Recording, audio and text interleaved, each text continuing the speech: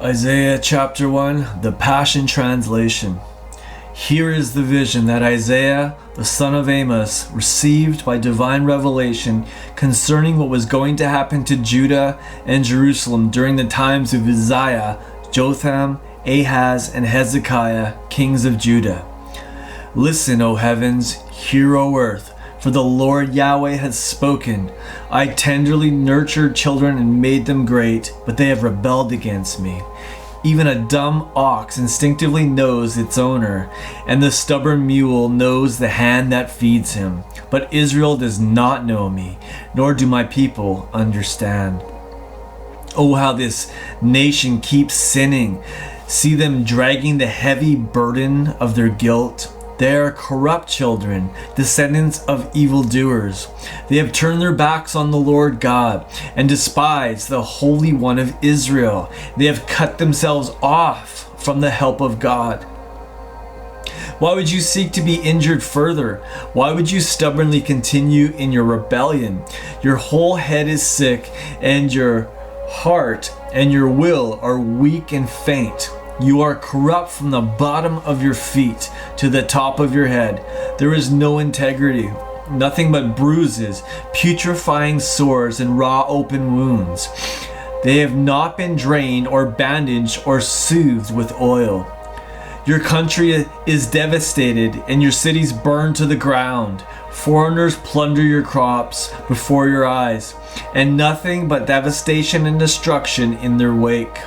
And the daughter of Zion is left as helpless as a deserted shack in a vineyard, or like a flimsy shelter in a field of cucumbers. In every way, like a city besieged. If the Lord of angel armies had not left us survivors, our fate would have been the same as Sodom and Gomorrah. Hear the word of Yahweh, you leaders of Sodom. Heed the correction of your God, people of Gomorrah. You'd better listen to his rebuke. And Yahweh keeps saying, why such countless sacrifices? What use are they to me? I've had my fill of your burnt offerings of rams and your fattened animals. I find no delight in the blood of bulls, lambs, or goats. When you come before my face, who asked you to come trampling on my courtyards? Stop bringing your meaningless offerings. Your burning incense stinks. Your sin-stained celebrations, your new moon festivals, Sabbaths, and various pious meetings, I can't stand them. With all my soul, I hate your new moon festivals and your feasts. They are nothing but a burden that I'm sick and tired of carrying. When you stretch out your hands to pray, I will hide my eyes from you. Repeat your prayers all you want, but I will not listen. For your hands are stained with innocent blood. Wash yourselves and make yourselves clean. Remove your evil actions from my sight and stop sinning. Learn what it means to do what is good by seeking righteousness and justice. Rescue the oppressed, uphold the rights of the fatherless, and defend the widow's cause. Come now and let's deliberate over the next steps to take together. Yahweh promises you over and over, though your sins stain you like scarlet, I will whiten them like bright new fallen snow. Even though they are deep red like crimson, they shall be made white like wool. If you have a willing heart and let me help you, and if you will obey me, you will feast on the blessings of an abundant harvest. But if you are stubborn and refuse to obey, the sword will eat you instead. The mouth of Yahweh has spoken. Look how the once faithful city has become as unfaithful as a prostitute. She who was once the center of justice, where righteousness made its home, is now the dwelling place of murderers. She was once like a sterling silver, now only mixture. Once so pure, now diluted like watered down wine. Your rulers are rebellious and companions of crooks. They are self-centered racketeers who love a bribe and who chase after payoffs. They don't defend the fatherless or consider the rights of a helpless widow. Therefore, here is what the Sovereign One decrees, the Lord God of angel armies, the Mighty One of Israel. I will get relief from my adversaries and revenge myself on my foes. I will bring my fiery hand upon you and burn you and purify you into something clean. I will restore deliverers as in former times, and your wise counselors as at the beginning. Only then will you be called the righteous city and the faithful city. Yes, Zion will be remembered with justice and repentant converts with righteousness. And there will be a shattering of rebels and sinners together. And those who forsake the Lord will be consumed. As you will reap shame from the idols you once delighted in, and you will be humiliated by your cultic sacred groves where you choose to worship. You will be like an oak tree with faded, fallen leaves, like a withered, waterless garden. The powerful elite will become like kindling, and their evil deeds like sparks. Both will burn together, and no one will be able to put out the fire. Isaiah chapter 2. This is the word revealed to Isaiah, son of Amos, concerning Judah and Jerusalem. In the last days, the mountain of Yahweh's temple will be raised up as the head of the mountains, towering over all the hills. A sparkling stream of every nation will flow into it. Many peoples will come and say, "Everyone, come, let's go up higher to Yahweh's mountain, to the house of Jacob's God. Then he can teach us his ways, and we can walk in his paths." Zion will be like the center of instruction, and the word of Yahweh will go out from Jerusalem. He will judge fairly between the nations and settle disputes among many peoples. They will beat their swords they used against each other into plowshares and their spears into pruning hooks. No nation will take up weapons against another, nor will they prepare for war anymore. O house of Jacob, come, let us walk in the wonderful light of Yahweh. Lord, you have abandoned your people, the house of Jacob, for they are full of divinations from the east, like the land of the Philistines, with diviners everywhere. They are pleased with what is false and foreign. Their land overflows with gold and silver. They are wealthy beyond measure. Their land is filled with horses and innumerable chariots. Worthless idols are everywhere, and they worship the work of their own hands, what their fingers have made. The people bow down low before the no-gods, and the leaders lie down flat before them in worship. So do not spare them. Enter into the rock and hide in the dust from the dreadful presence of Yahweh and from his majestic glory. The arrogant will be humbled, and the pride of man brought low. Only one will be exalted in that day, Yahweh. The Lord of angel armies has a day of humiliation in store for all the high and mighty, for all who are proud and self-exalting. They will be brought low. His judgment is coming against all the lofty cedars of Lebanon and all the oaks of Bashan, against all the high mountains and all the lofty hills, against every high tower and every fortress wall, against all the trading ships of Tarshish and all the impressive sailing vessels. People's arrogance will be conquered and brought low, and those proud of heart will be humiliated. Only one will be exalted in that day, Yahweh. Every worthless idol will utterly pass away. People will hide in caves and holes in the ground from the dreadful presence of Yahweh and from his majestic glory when he rises to mightily shake the earth. In that day, people will throw away the worthless idols their hands have made from gold and silver. They will fling their treasures to the rodents and bats as they crawl into the clefts of the rocks to hide from the dreadful presence of Yahweh and from the majesty of his glory when he rises to shake the earth mightily. So, once and for all, stop trusting in man, who is but one breath from death, frail and puny man. Isaiah chapter 3.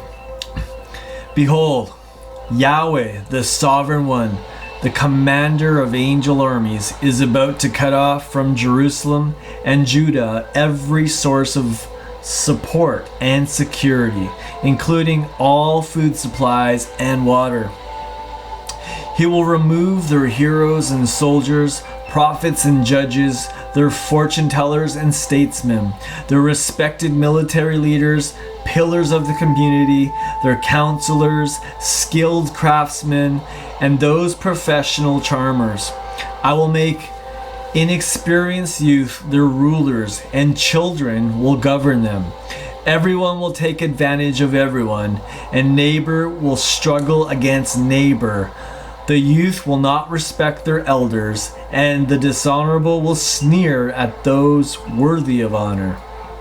One man will even seize a relative right in his father's house and say, "At least you own a coat. You be our leader. You can oversee this heap of ruins." And that day, he will cry out, "I have no remedy for this mess. I don't have any food or clothes either, so don't make me your leader." Jerusalem has stumbled and Judah has fallen, because their words and their works are defiant before the face of the Lord's glorious presence. Look on their impudent faces, says it all, for they publicly flaunt their sin like Sodom, not even trying to hide it. Woe to their souls, for they invite disaster upon themselves, yet reassure the righteous. It will go well with them. They will fully enjoy the reward of their deeds. But woe to the guilty, for they will get fully what they deserve. My people, mockers exploit you, and creditors rule over you. My people, your rulers mislead you and confuse you with their guidance. Yahweh is taking his rightful place in court, and he is rising to judge his people. Yahweh comes to issue the guilty verdict of the elders and leaders of his people, saying, "You are the ones who have ruined the nation. Your houses are full of what you've stolen from the poor. And what gives you the right to crush my people by shoving the faces of the poor into the dirt?" Yahweh, the Sovereign One, commander of angel armies, has spoken. Here is what Yahweh says: "The daughters of Zion are proud, walking about arrogantly with their noses in the air. Their eyes are seductive as they skip along, the jewelry jingling on their ankles.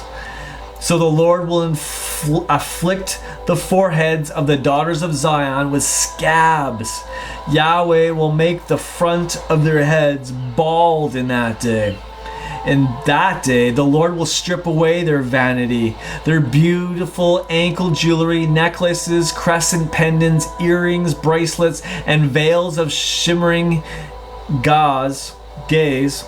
Gone will be their elaborate headdresses and ankle chains, their sashes, sachets, and charms. He will snatch away their signet rings and nose rings, their stately gowns, capes, shawls, cloaks, and purses, hand mirrors, fine linen garments interwoven with gold and purple turbans and long veils.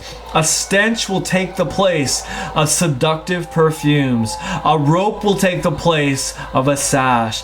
baldness for braided hair, rags instead of a fine robe, and the brand of a captive instead of beauty. Your men will fall on the battlefield, and your heroes will die in war. Cries of moaning will be heard at the city gates. With the anguish of such great loss, she will sit down and grieve in the dirt. Isaiah chapter 4. 7 women will take hold of one man in that day, saying, "We will eat our own food and wear our own clothing. Just take away our disgrace and let us be called by your name." In that day, the branch of Yahweh will be beautiful and glorious, and the fruit of the earth will be the pride and glory of the remnant of Israel. Then the remnant of Zion and Jerusalem, those who are written for life in Jerusalem, will be called holy. And the Lord has washed away the filth of the daughters of Zion and cleansed the blood stains of Jerusalem by a spirit of justice and by a spirit of burning. Then Yahweh will create over all of Mount Zion and over every gathering cloud of smoke by day and a glowing of flaming fire by night. And all this manifestation of dazzling glory will spread over them like a wedding canopy. It will be a tabernacle as a shade from the scorching heat of the day and a safe shelter to protect them from the storm and rain.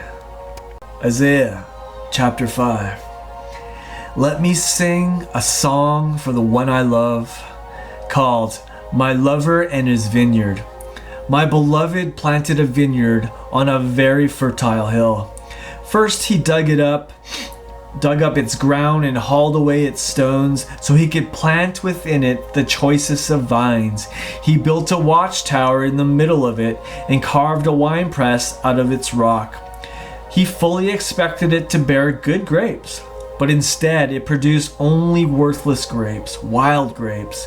So now, you residents of Jerusalem and people of Judah, you be the judges. What more could I have done for my vineyard? When I expected it to bear luscious grapes, why did it produce only wild, worthless grapes? So let me tell you what I am about to do to my vineyard. I will tear down its fence, and it will be plundered. I will break down its wall, and it will be destroyed. I will make it a wasteland, and no one will cultivate the land. It will grow only weeds and thorns. I will command the clouds, and they will not drop their rain upon it. For Israel is this vineyard of Yahweh, the commander of angel armies, and the people of Judah are the garden of his delights. When he waited for a crop of justice, he got a harvest of bloodshed. When he waited to reap fairness, he heard only cries of victims. Woe to those who in their greed buy up house after house to make one grand estate until there is no place for anyone else and only the landowner is left. This is what Yahweh, the commander of angel armies, says in my ears. Truly, many of your houses will become devastated, and your large, impressive mansions will have no one living in them. Indeed, even a vast vineyard will produce only a few gallons of wine, and several bushes of seed will produce only a bushel of harvest. Woe to those who start drinking early in the morning, lingering late into the night to get drunk on wine.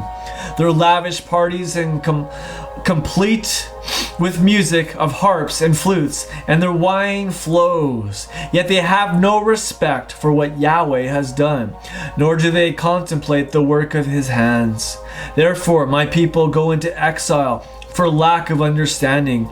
Their leaders are starving, their multitudes parched with thirst. Their shadowy realm of death grows thirsty for their souls, and opens its mouth even wider to drink in the people. It gulps down the leaders of Jerusalem along with their noisy, boasting crowds.